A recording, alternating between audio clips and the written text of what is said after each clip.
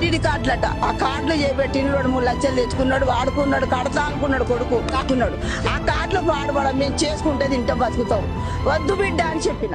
ఏదైనా ఫైనాన్షియల్ లేదా medical ఎమర్జెన్సీస్లో loan తీసుకుంటారు, కానీ తర్వాత సిచ్యువేషన్స్ ఎలా మారుతాయంటే మీ ఇన్కమ్ కన్నా అవుట్ గోయింగ్ ఎక్కువగా ఉంటుంది. అలాంటి టైంలో లోన్ రికవరీ ఏజెంట్స్ హరాస్మెంట్ చాలా ఎక్కువ అయిపోతుంది.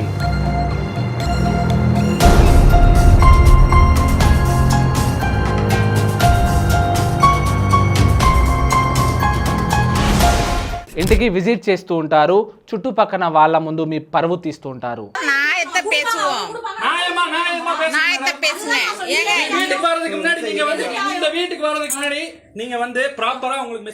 కాల్స్ చేస్తూ ఉంటారు, మీ వర్క్ ప్లేస్ కు వచ్చేస్తారు, అన్ని విధాలుగా చిత్రహింసలకు గురి చేస్తుంటారు.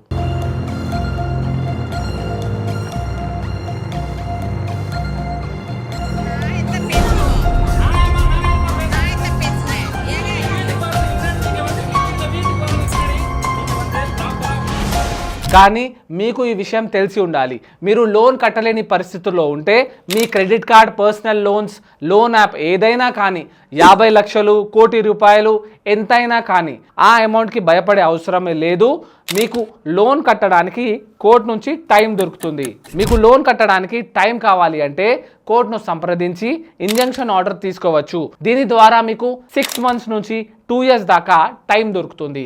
టెన్షన్లో వచ్చేసి ఏదో చేసుకునే అవసరం లేదు. ఇంజంక్షన్ ఆర్డర్ తీసుకోండి, ఈ హరాస్మెంట్ నుంచి తప్పించుకోండి.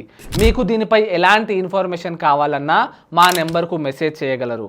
మేము మీకు సహాయపడతాం. Thank you so much.